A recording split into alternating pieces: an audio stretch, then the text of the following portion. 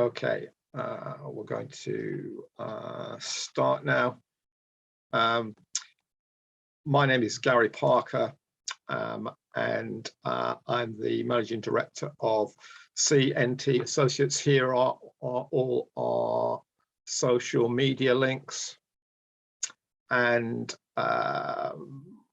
we've got a YouTube channel as well. This presentation will eventually end up on the YouTube channel too, but I'm on LinkedIn if you want to link in with me, and then there are all the other details of CNT Associates and its various social media platforms. What we're doing today, for everybody who's registered, we're going to send out a summary, because this is a free presentation and the summary is free of charge, but it's not all the slides.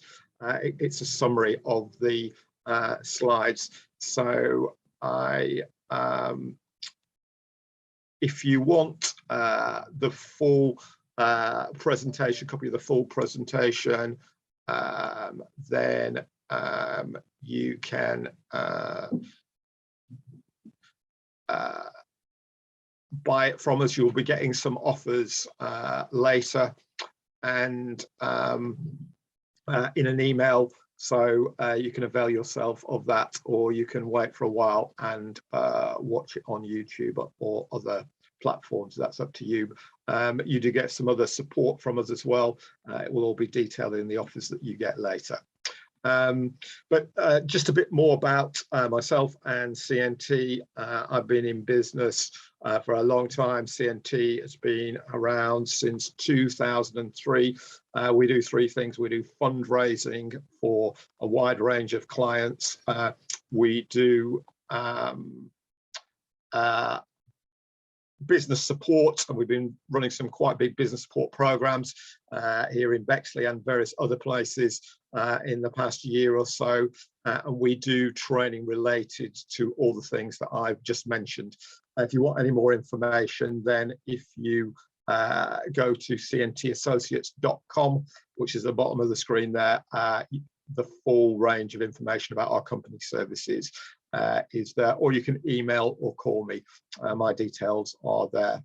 I'll start up with the top funding sites I want to share with you. What you get in this presentation, because it's a very diverse group of people and organizations, so we're going to cover some general links in terms of business support and access, and then we're going to look at a range of funders in this area. It's important to stress that this is a kind of snapshot or a selection of funders. It's certainly not all the funders, because there's quite a lot out there these days, but I try to highlight different types.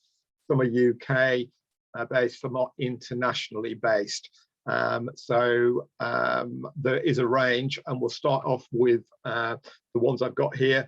A good place to start is the Government Finance Hub.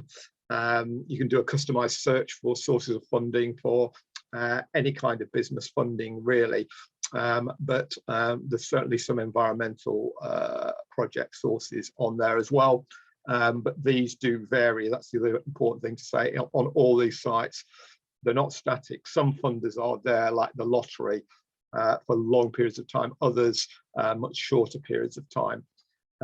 Another good place to go is a site called My Funding Central. There is a paywall on this for some organizations, but if you're a smaller organization, it's free.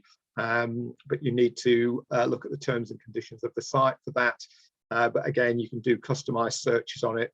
Very good one, I'd recommend that. As is the Entrepreneur Handbook, which is a more general business site, but it's got 60 pages of grant funding throughout the UK. Another interesting source of information on this particular subject is the Sustainability Institute. There's also there's a YouTube link there. They provide a lot of useful information. And then, of course, for the non-profits and charities amongst you, you've got the National Lottery Stream, which I'll mention a bit more about later, called Bringing People Together, which is all about support for communities and how to address climate change, amongst other things. And then, of course, you've got your local authority. There have been some funds around. It's a good source of information, but many local authorities still make grants. Greenwich certainly does, but there are terms and conditions on all of these, so you need to consult the relevant sites to get more information. So there's just a snapshot of some of the places to start if you're new to this. But I'm going to go through some more general sites now, and then I'm going to go through some very specific ones as we move towards the end of the presentation. So this is the government's National Business Support Helpline. I found this up about a month ago because they keep changing the number, but it is on redirect. You can email them again as well. You may well get directed back to local organisations, or perhaps London Business Hub, which I'm going to mention soon, which provides a lot of support free of charge to businesses in London, and well worth checking out. But there's the address and the email, the website address, and the other details there. Here is some more general support you might want to avail yourself of in terms of business support. The British Library, who I work with on and off, is an excellent source for a whole range of things. They've got a business and intellectual property section, but they're certainly very keen on the sustainability agenda, but you can get a lot of help and support around intellectual property from that site. I won't go through all of these, and one I've mentioned already, My Funding Central. Another good one is Enterprise Nation, which is Britain's largest private sector business support organisation. They're having a big event for startups on the 28th of January, I believe, because I'm going myself. And that's well worth attending, but that site is very good and supports a wide range of businesses. This is the government finance hub, this next site. It's an interactive tool produced by the Department for Business, Energy and Industrial Strategy, and you can do a search for a wide range of grants, because obviously they're to support businesses. And again, that's a very good site, and I would recommend that you have a look at it. Here are some newer funding links, because we're always being approached by organisations about funding and grants access and how to write bids and apply. If you look on our YouTube channel, there are several presentations on how to write a funding application, incidentally. So please, if you go on that site, can you please subscribe? It costs nothing, but it will help us build up our audience, and we can put more on that particular site. There's also a link there from Ofgem, which is the regulator for energy businesses and organisations, and obviously the cost of energy to business has increased significantly. So they've got a list of a whole range of energy efficiency grants and schemes there that you can potentially apply for. But again, with all grants, and applications, the devil is in the details, so you need to read that quite carefully. But nevertheless, that is a very, very good list, and I would recommend that. Here are some local links here. Again, I'm not going to go through all of these because I'm going to talk about some of them a bit later anyway. The London Business Hub, which was set up by the Mayor of London several years ago, provides a lot of support for businesses. Again, it's free access, so I would really recommend that. And there's another organisation on that list called Newable, that used to be called Greater London Enterprise, and is owned by all the London boroughs. I don't know whether you're aware of that, David, but they provide a lot of support to businesses, particularly in the sort of digital arena, but they are very interested in sustainability and issues around that as well, so I would recommend them. And finally, as we're based in Bexley, you go onto the Bexley Council website. Bexley Business and Employment, but anybody can access that site. It's got a lot of very useful information about employment and a whole range of other support for businesses. Now we're going to look at some more specific support. There's quite a few women on this call today, so the next few slides are support for women-led businesses, including environmental and sustainability projects, but they do cover other areas as well. One of them is called Girl Geeks UK. And again, this is an investment organisation that supports the UK's what they call the UK's best female-led businesses, and they've got a whole range of programs. But of course, this is investment funding. You know, investors want a return, so you need to check that out very carefully. They've got a range of programs there. And that invests mainly in digital platforms, but they can certainly cover environmental and sustainability projects.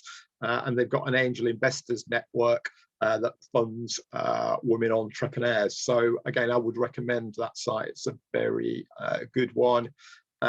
Here is another one. This is the Fredericks Foundation. This is a charity that supports businesses. This is kind of this is loan funding. Everything else I'm mentioning is grant funding. For those of you who don't know the difference, grants are non-repayable, but of course loans are. The Fredericks Foundation has been around for many years. It's probably most famous for funding community pubs, actually, but they all fund any business, and they've funded a lot of women-led businesses with a viable business plan who've been turned down by conventional lenders. So if you don't succeed with a mainstream bank, they're worth considering, and you can get loans of up to £15,000 and follow-on loans of up to £35,000 to support your growth. And that's a very good organisation. It's a charity as well. Here is another one. This is an international fund. This is the Global Fund for Women. And this will support any organisation led by girls, women, or women, which are making changes to advance gender equality and human rights in their communities. They don't necessarily operate in the UK or parts of Western Europe, but they operate in lots of other parts of the world, because I know there's a number of international organisations. But if you're UK based and want to work internationally, this is a good fund. The criteria for support is you must be based outside the US, dedicated to improving women's equality and human rights, and governed by a group of women, girls or trans people. And again, that's a very well-funded organisation, and is worth taking a look at for some of you. Okay, we'll move on now. I just mentioned this. This is the London Business Hub. It's chaired by the Mayor of London. There's the web address, and it provides a lot of business support and information about funding opportunities to any London-based businesses. They had a big crowdfunding support program during the pandemic, which was very, very successful. They put about £1.5 million into supporting match funding, crowdfunding initiatives. All that money went, and they run a number of other programs, but you need to check the website out for availability. But they've got a lot of links to other initiatives as well, and they provide a lot of business support, information, links, videos, and other business support tools, so well worth checking out. I'm going to move on to crowdfunding now.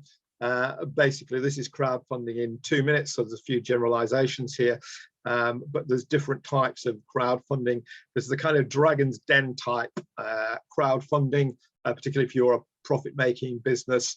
And two of the biggest in the world are Seeders, which is an American-based crowdfunding platform. They reckon that their investors have invested 1.5 billion in businesses. This was a slide was done some time ago, so it's probably more than that now. And the other British one is Crowdcube, which is run by the Richard Branson's Virgin Group, and basically they're banks of investors who may invest in new business opportunities or existing business expansion. And if it succeeds, they've got a share, because remember that they become investors in your business. If your business doesn't succeed, there is investment is at risk. So it's risk investment. But there are terms and conditions on all of these things, and you need to read those carefully. The other type of investment or crowdfunding is more donation-based, and I would recommend two sites in particular here. One is Crowdfunder, which is the biggest British one, crowdfunder.co.uk, and also another international one, Kickstarter. I've got a slide on the Crowdfunder here.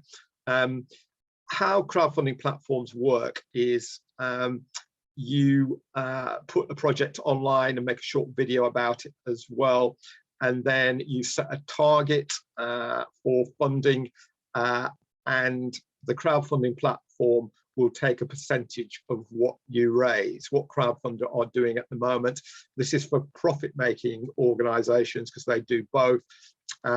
They take 5% plus VAT of whatever you raise. You don't have to pay up front, and then there are some transaction fees. If you're a non-profit at the moment, they are not taking any fees, but that might change. What they also say is they've got access to other organisations who might match fund what you raise, but this depends on what you do and what particular area you're in. You can also offer rewards on crowdfunding platforms, whatever you do. But my advice is, if you're considering this, look at one of these platforms and start with crowdfunder.co.uk and look at what other people are doing, because it can be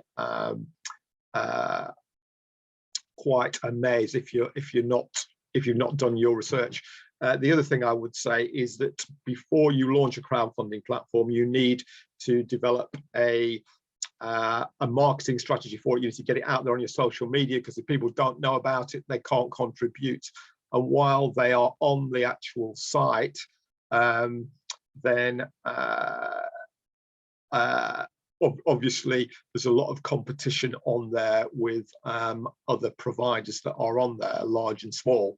So make sure you set up your social media marketing for it and encourage all your contacts to apply for it. Okay, let's move on. Here's another organisation that provides a lot of support. This is for social enterprises, non-profit making companies of various types. And they've got a program, they've got a program where you can get up to £15,000 to grow an existing social enterprise, or grants up to £5,000 to start a new social enterprise. There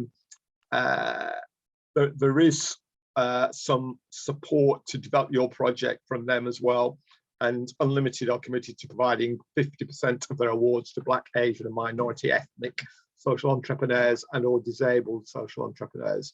But your project must have a real social impact, fulfill a clear need and demand, and have clear outputs and goals. But check out the website for full details on that. But that's been around for over 10 years and is a very, very good place. Here is another one. This is a program called BIFA Awards. This is for communities that are affected by landfill and related sites. Again, you've got to be within a certain radius of those sites. You need to check the site for, I think it's about 10 miles to be eligible. But this is a well-funded industry, and they've got grants of £10,000 to £75,000 that are available for local communities that are in landfill site areas. I've given you a kind of general tour of what is out there. So I'm going to look at some more specific support in this particular area, but everything I've gone through there will consider supporting most environmental or sustainability projects if you're eligible. But we'll start with this. This is the National Lottery, and this is their Bringing People Together Fund. And if you look at the second bullet point to the bottom, it says the support projects that bring people together around climate action in communities. So basically on this program, you've got to work with at least 2 local communities throughout the UK. The full details are on that site, but there are grants available up to £300,000 to charities, community groups, voluntary organisations and social enterprises. That is non-profit making companies for those of you who aren't aware what social enterprise is. This is a rolling programme.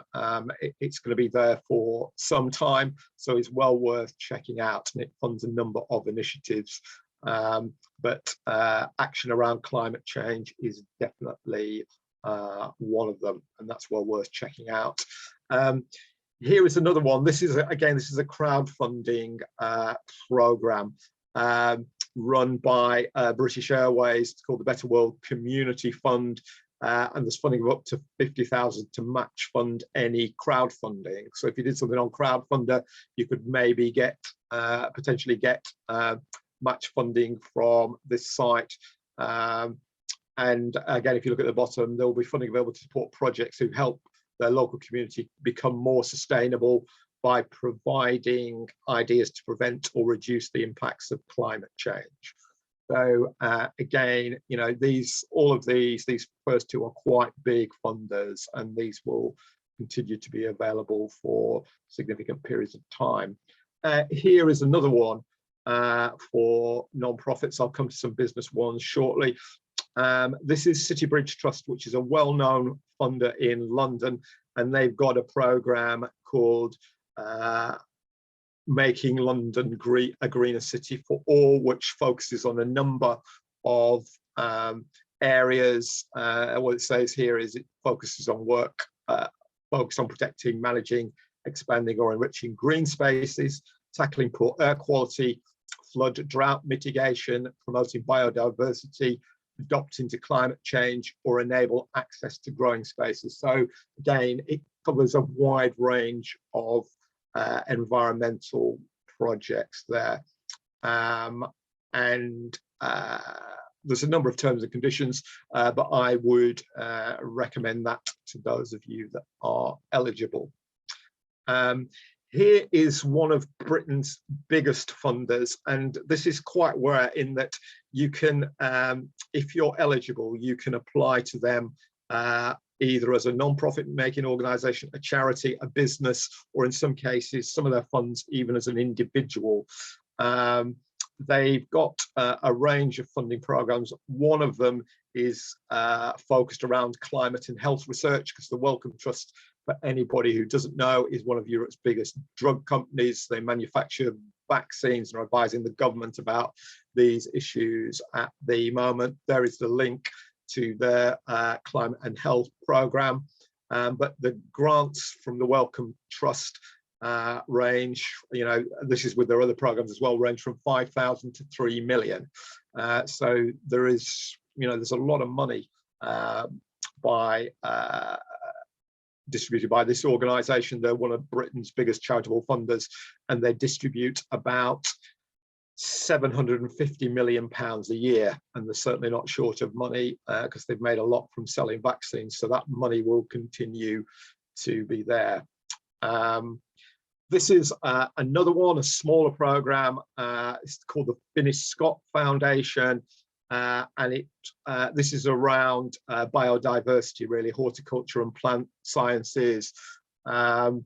And there's a rolling programme of grants here, and you can apply for up to £10,000. Here I checked this out very, very recently, because, you know, this keeps changing. I suspect there'll be more in the new year. These are the 2 that are currently open, but the deadlines are soon.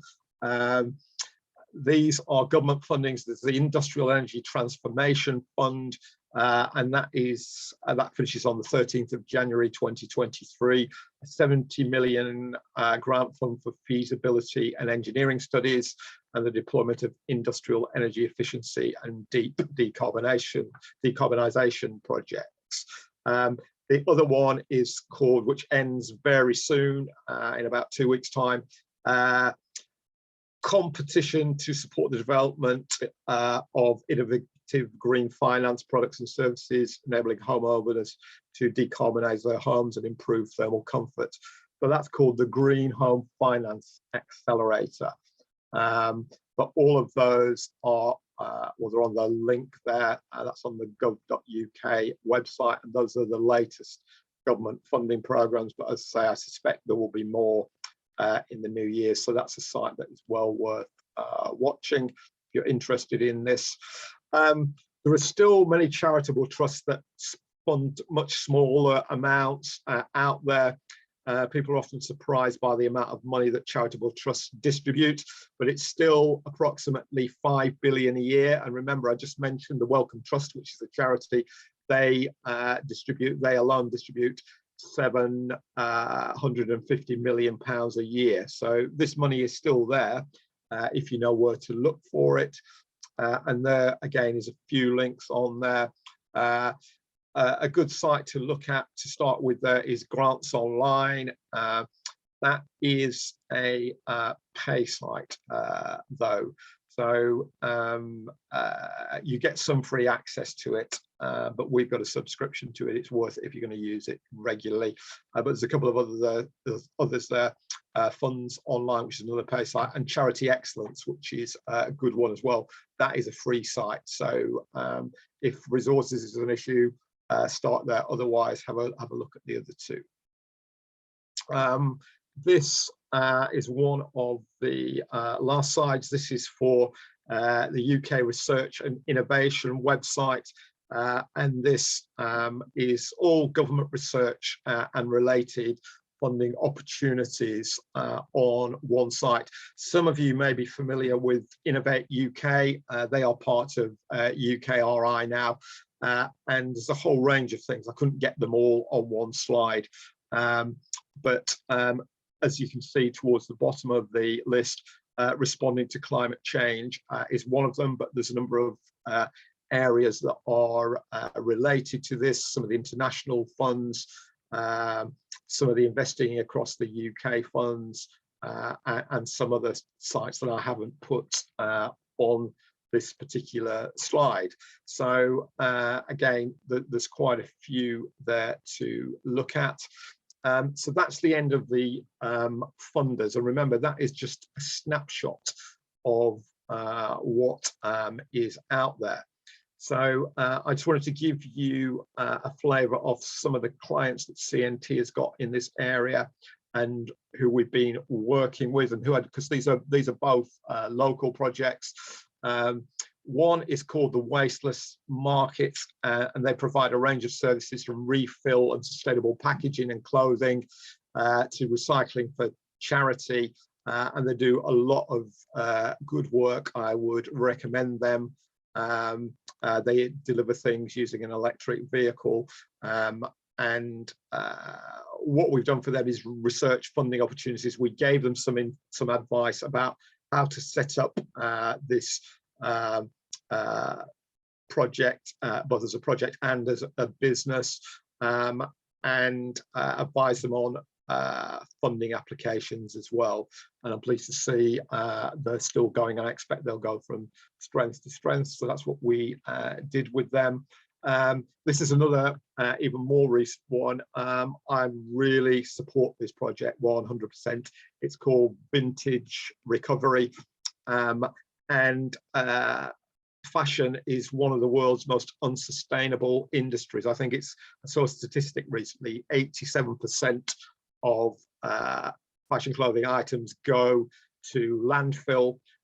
So this is one way to address this. What Vintage Recovery do is they recycle and repurpose existing garments, they buy up old garments and repurpose them, or they use the material from existing fashion items. For example, they they bought a lot of men's denim shirts from the 80s, which were very large items with a lot of material, and then they used them to make some women's fashion clothing, tops and various other things from those garments. So they were recycled, they developed new garments, and there was no landfill from that. So what have we been doing with them? We've been advising them about their business strategy. We've been developing a business plan with them, and we've been advising them about funding opportunities. And again, if anybody's interested in that, Christmas is coming up. Look on the website, because we need to support businesses like this, and of course they are local to where we are. So we've got a fundraising guide as well, which will be in the offer we send to you later. So I'm now quite happy to stop the share, and I think we've had a few comments or questions. I think a few people have said things there. Thank you very much. I'm just looking for a question. Yeah, Rachel's got, yeah.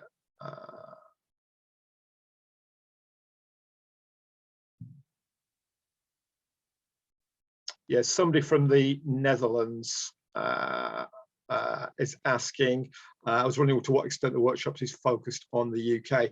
I've given quite a few links there. For example, the Women's Project from the USA is one of them, but others like the Wellcome Trust, for example, would fund applications from organisations in other parts of the world.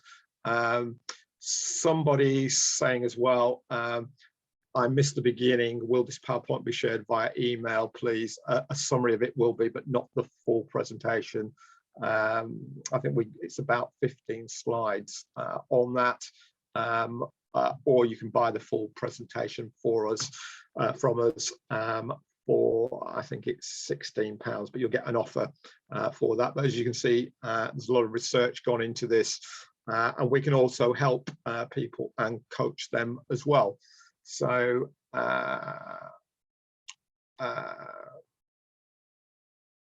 okay, I will stop there because I haven't had any other questions unless anybody else wants to ask any. I'm now going to hand you over to David Gardner. So thank you for joining us today, David, and over to you.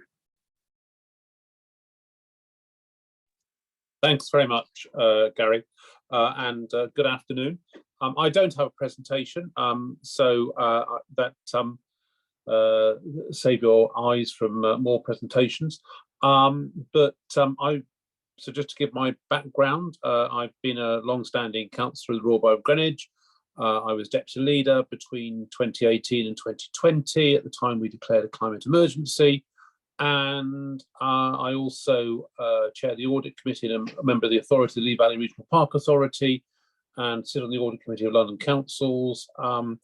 And as Gary mentioned, I was, till a few years back, I was Director of Global Public Policy for KPMG, where I was involved in our leadership in terms of sustainable business.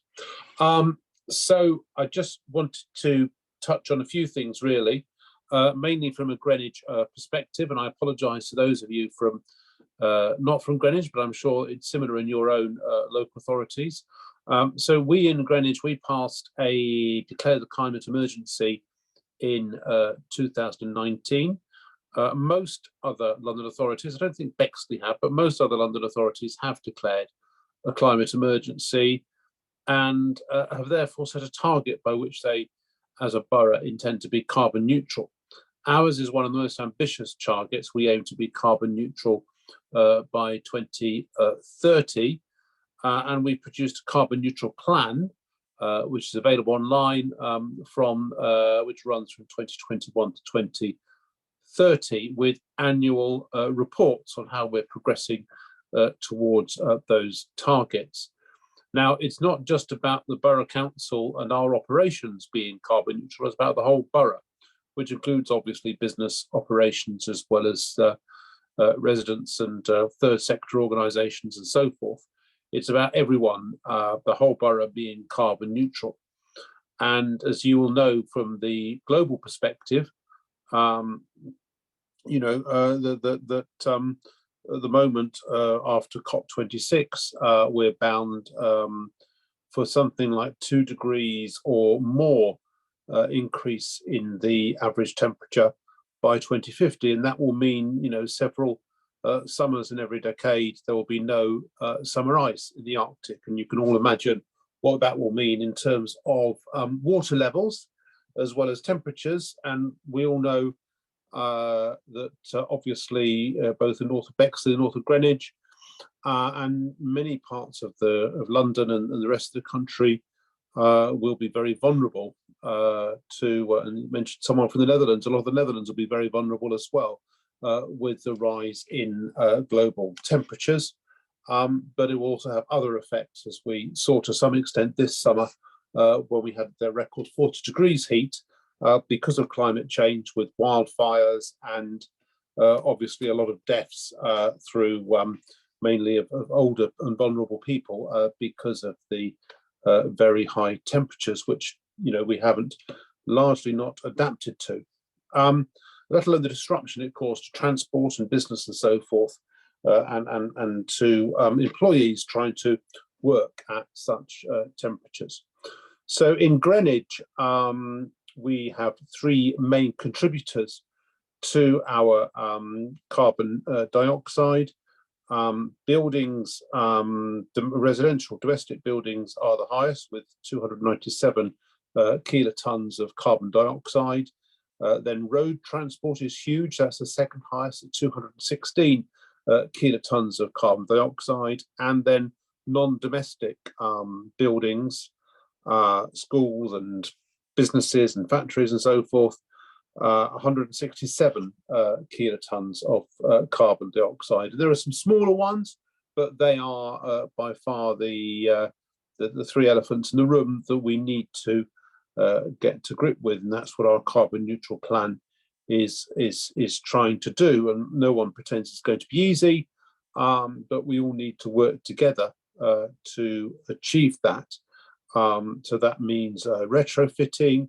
It means very high standards in terms of new buildings, and obviously it means a whole about changing the way that we travel, which includes, the way in businesses that we do that last mile delivery if we're in logistics business, but also the way we receive goods and so forth. And clearly, there is a huge agenda which is also very much about changing people's lifestyles. Another element of this, and something we're pursuing and going live on in the beginning of the new year, is towards zero waste, something I led as cabinet member, where we're trying to eliminate waste. Now, we all realise we can't eliminate waste entirely. There will always be some items which can't be recycled somehow or composted, but we want to get as near to it as possible. Currently, we only recycle something like 35% of our waste, and businesses have a huge contribution there. Many businesses, sadly, are big waste producers. Obviously, you've got landfill tax, and there are costs to removing that waste. But the more we can actually reduce the waste, ensure our suppliers reduce packaging and minimise waste, and the more we can repurpose goods when they've come to their end of their life, their useful life, the better. And obviously that's where we're really supporting and promoting the circular economy. We've opened a repurposing centre in Thamesmead, and we're all grateful for contributions towards that, and to work with business also on the circular economy and repurposing. So the other element I was going to mention is the Greener Business in Greenwich. There is a website now, so those of you that are in Greenwich or that do business in Greenwich, there is a Greener Business in Greenwich website, which is just greenerbusiness.org.uk, and Greener Business Greenwich, and this has got a huge amount of resources on it, actually, in terms of all the environmental regulations that you need to be aware of, all the green solutions, which are about 15 here, and all the green initiatives. So I would urge you to look at that if you're around in Greenwich, but it may well give you many ideas and resources, even if you're elsewhere in the country. So as well as supporting that with the South East London Community Energy, which is an excellent cooperative business that we have, which promotes green energy, then there are lots of other things our business team can do to support businesses operating in the borough to become more sustainable. And just let me know or drop Gary a line if you're looking for some of that support. The other thing I'd mention is procurement. We have a new procurement policy in Greenwich, about a year or so old now.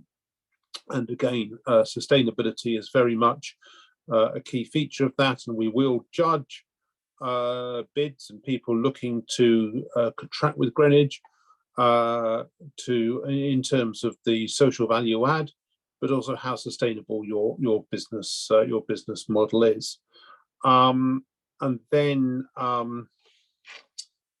finally, just to add to what Gary said in terms of funding, we've got something called the Greenwich Neighbourhood Growth Fund. Now, and that means that we distribute an amount of money to organisations, which can include businesses, every year, which got to have a community purpose, and that is the social benefit, if you like, of the of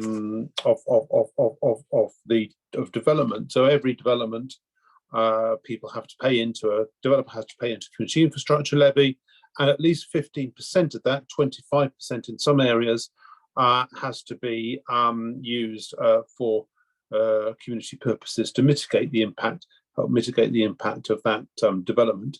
And all boroughs in London and outside London, indeed, have community infrastructure levy, and I'll have different, maybe slightly different schemes. And bidding for the Growth Fund is open till the 11th of December. So I think I've covered quite fast, quite a lot of ground there. I think we all appreciate that many businesses are really up against it now with the cost of living crisis and recovering from the pandemic, and the energy blip, and actually, rather than therefore climate change being irrelevant because we're just trying to keep going, actually more relevant, because the more sustainable we can be, hopefully the lower will be the energy consumption, fuel costs, and so forth. So I think it's really business critical now, as well as the right thing to do, that all small businesses think about their carbon footprint and sustainability. Thank you, David. Thank you very much. We've got one or two questions. This is in the chat. What set areas are you working towards achieving a carbon neutral positive impact from a technological and schools engagement perspective to educate sustainability amongst the youth in the community? And that's from Jay Lang. Thanks for that question, Jay. When I was cabinet member for children's services and schools, and I went around nearly all our schools, and one thing that amazed me when I met even primary age children is just how engaged they were in this agenda. So whether it's recycling, whether energy efficiency, whether it's walking to school rather than getting their parents or carers to give them a lift in a car, young people generally are very, very conscious of this agenda, and that's really important that it's that is a topic of discussion, and we go around schools and speak to them, and it should be part of the curriculum. And that was certainly my experience, that there was quite a high appreciation of the issues in that age group, and actually that counted as a positive pressure, obviously, often on their parents who didn't see climate issues as so pressing. Thank you, David. Jay, do you just want to come back on that? Still got your hand up. Yeah, maybe it was that before. Maybe you've answered that question. Anyone else got any questions for David? I've got one actually.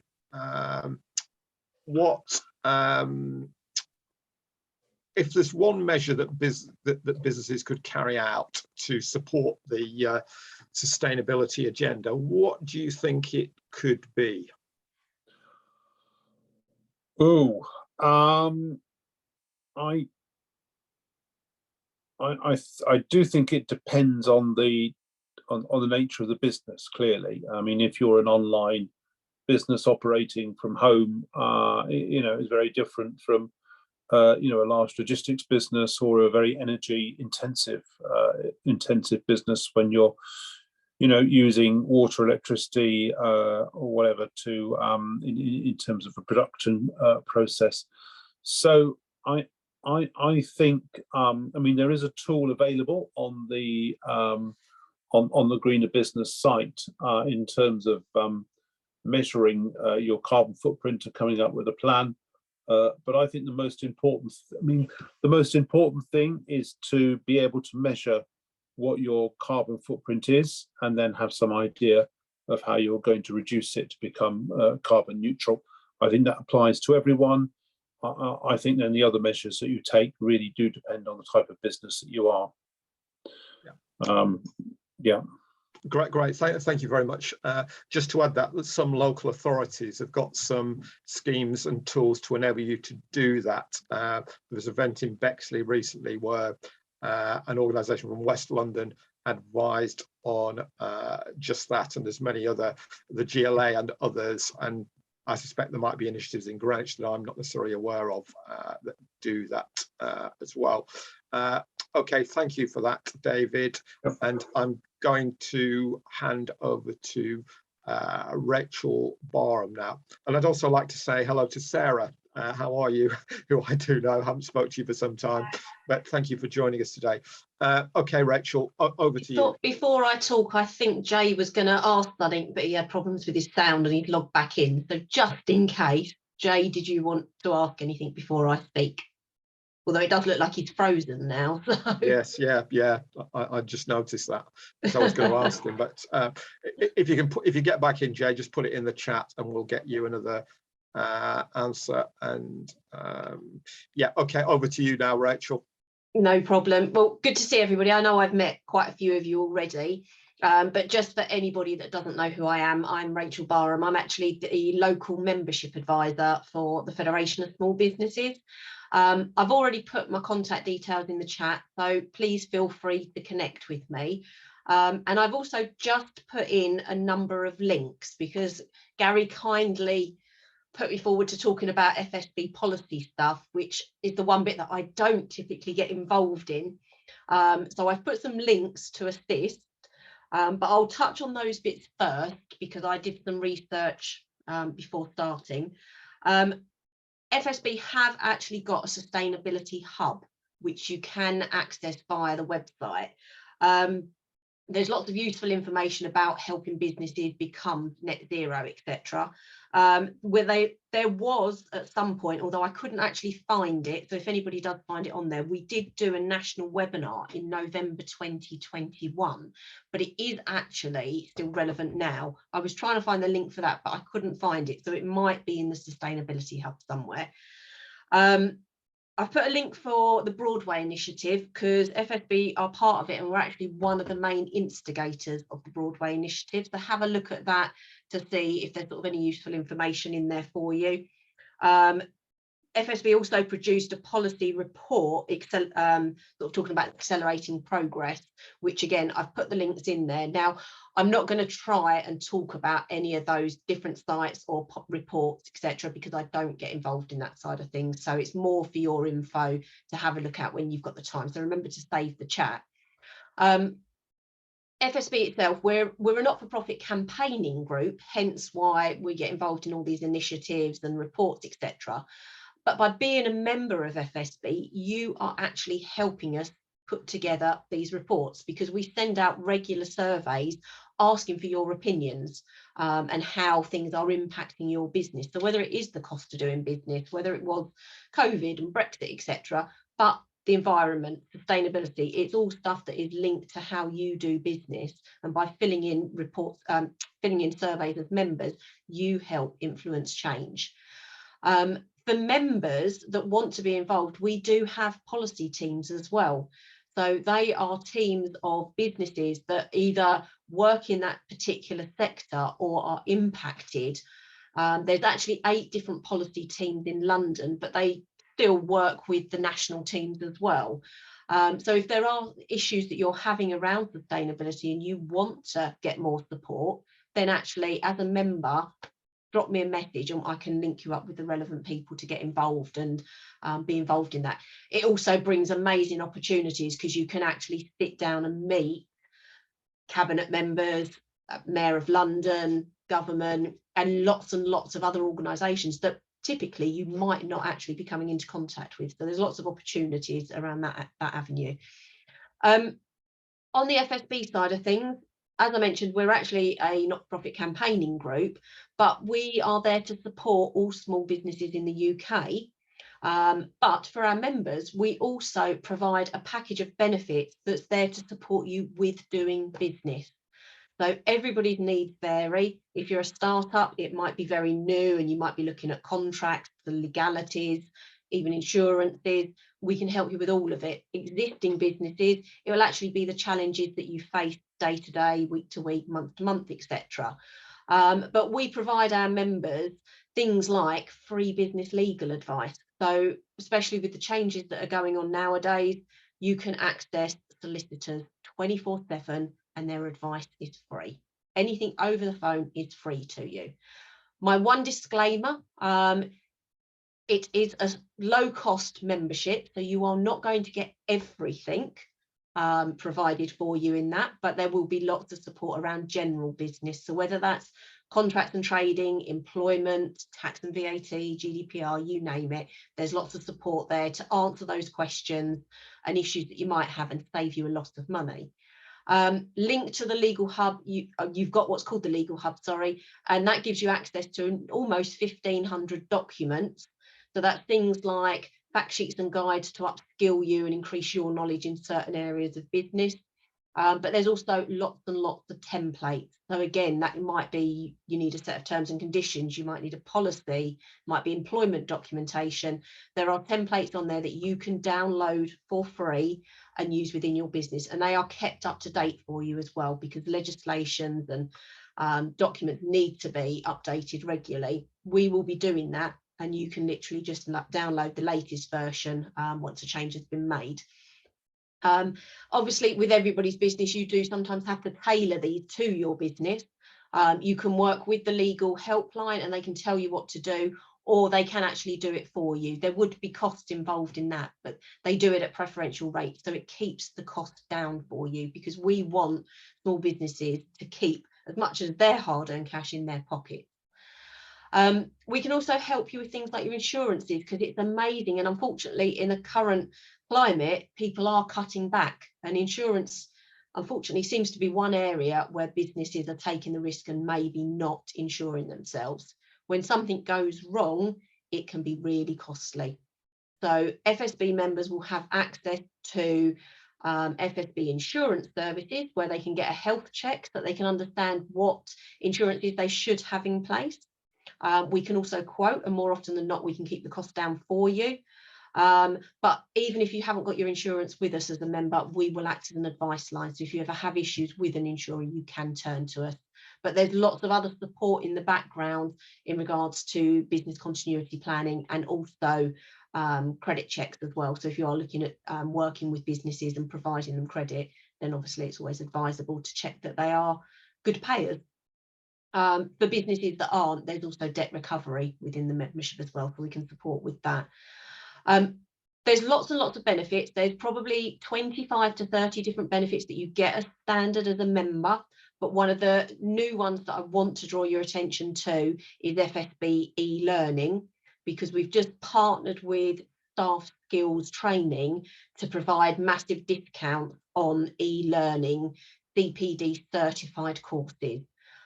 Members can access a 12-month license per individual for £80, and that gives them access to almost 700 courses. So it doesn't matter what your business does, there will be courses in there to help you either upskill in business and marketing, for example, or it might be that you need mandatory stuff that you have to do annually. There's also hobbies and interest type courses as well. There's absolutely loads in there, and for the one license you can do as many of them as you want. So it really increases your knowledge around business and the particular sector. I'm not going to talk anymore because otherwise I can literally waffle on about the membership. So I just want to get you to look at the links that I've sent you so that you can have a look and see if there's some information in there and some useful further links to support you with what you're going to be doing. If anybody does want to discuss FSB membership or are already members and want to know more about some of the new benefits, again, feel free to get in contact with me. But I'm here if you do have any questions, just let me know. And I hope to see you on more events. Thank you very much, Rachel, for your presentation. Has anybody got any last questions for Sarah? Hi, so I have a question. David might be able to help with this. I was sitting on a panel for the Greenwich Carbon Cutting Fund grant, the Greenwich Carbon Cutting Grant, which you probably heard about. And I was on a panel, we worked together for like a year devising this participatory budgeting scheme. It was led by Greenwich Council. And we were all ready to launch it last September. And that would have been a really good fund for local community groups who were running projects that were drawing awareness to and tackling climate change, cutting carbon in the borough.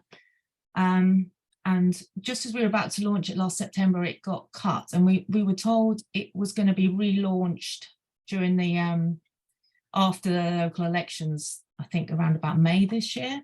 So I just wondered if there is any chance of that carrying on or anything like it, where small businesses and social enterprises can get funding for such projects with the community.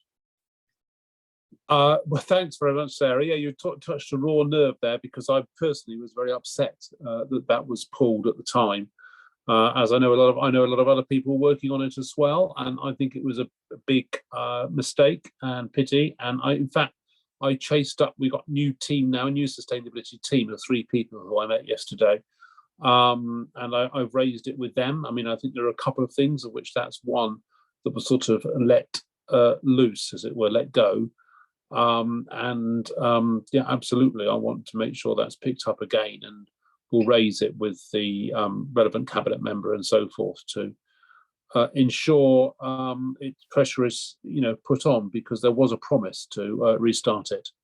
What would be good, Sarah, actually, I put my email address in the chat. Maybe if you could drop me an email, sure, and that'd be great. Thanks very much. But I'm right behind you. Thanks. Great, that'd be good if that comes about. But thanks, Gary. All those other links have been amazing. I'm working with a small collective of artists at the moment called the Green Space Art Collective, and we're looking for funding for environmental projects. So that's been really useful. Thanks, Gary.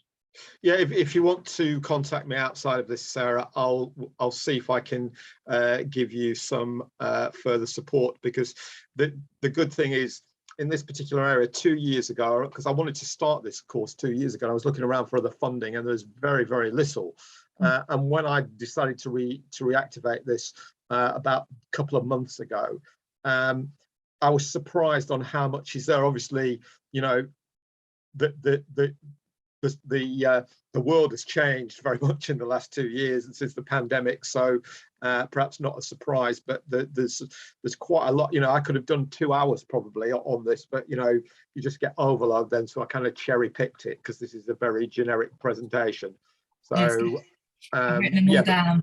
I will be following them up, don't worry. Yeah, okay, yeah, contact me after the meeting, and perhaps I can spare you writing them all out, but do that. Okay, Thanks. take care. Jay, have you got a point you wanted to Yeah, make? I have. Can everyone hear me this time now? Yeah. Awesome. Thank you all for such the great content being shared, and the links is going to be very helpful and useful. My question is more towards David, if it's okay. It's around just about more of a knowledge sharing space in terms of if there's any forums, or if possibly like maybe to get in contact with you after this session, because I'm definitely quite heavy in the Black community in terms of sharing knowledge and information. And what I want to do is to create more sustainability within Black-led businesses as well. So it'd be quite interesting to kind of see what you've currently done beforehand, and maybe if there's maybe collaborative kind of events that we can also represent in that space as well. Yeah. But I just want to see what your thoughts were before obviously going down that road. David. Yeah, that's good to know, Jay. And if I mean, what I can do is reach out to our business team, who are really good, and get them to get in touch with you. Go through the the programs and the support that can be given, and the networks that there are. And I think that'll be best to have that discussion straight with them. There's a woman called Michelle Rankin who's excellent. I don't know, do you know Michelle? No, she's our Assistant Director for Business and Economy. And yeah, if you can send me an email, I'll forward all your details. Great. David's email address is in the chat, Jay. Yeah. You may not have read it because you went offline a couple of times. So yeah, it's in the chat. Or if you don't pick it up for some reason, Greenwich Council website, David is on there. No, we'll do. No, that sounds awesome. Because just to kind of finish it on, David, as well, it's just that I'm a mobile application social networking service that's completely digital.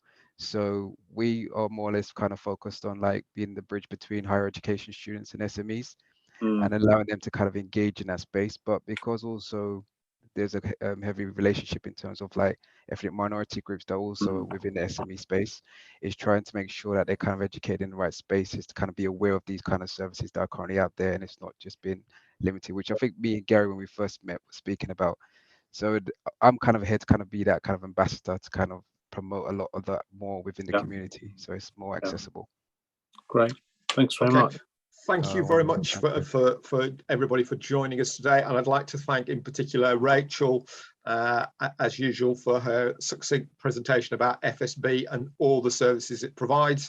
I'm a member and I'd advise others to join as well. And I'd like to thank David Gardner for stepping in quite late and answering all of those questions. But I think it just shows the interest there is in this area, and there's nobody better than David to field these questions, to be honest. In Greenwich is a long-standing environmental champion. So thank you very much, both of you and everybody else who's joined us today. Our next presentation is this Thursday at 2 p.m. It's on business funding. You've heard part of it earlier, but there's many other links that we didn't have time to go into today. So again, it's free. You can access that via our website, or you can email us direct for a link. So if you're free on Thursday from 2 till 3 p.m, please join us then. I'd like to thank you all for joining today, and you will receive a summary. Sorry, if you want to contact me outside of this, we'll have a chat. Okay. Thank you very much, everybody, and take care. Thank you. Bye. Thank you very much. Cheers. Bye.